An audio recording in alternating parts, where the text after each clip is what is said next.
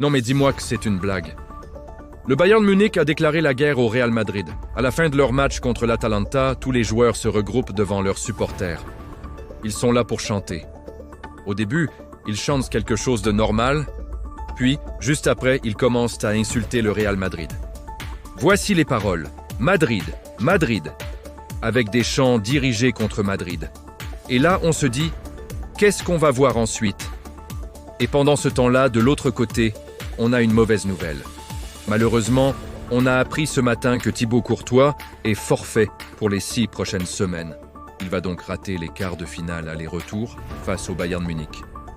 Même si on sait tous à quel point il est important, c'est très mal parti pour nous à ce niveau de la compétition.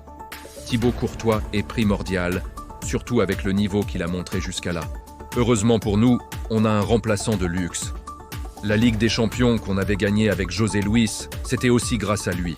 Il avait sorti des phases finales complètement folles. Et là, c'est peut-être juste l'histoire qui se répète.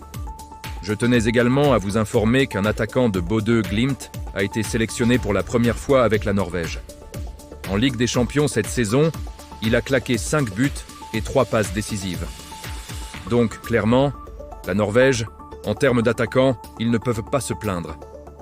Avec Erling Haaland, ça devient très sérieux. On termine avec la liste des convoqués de l'équipe de France.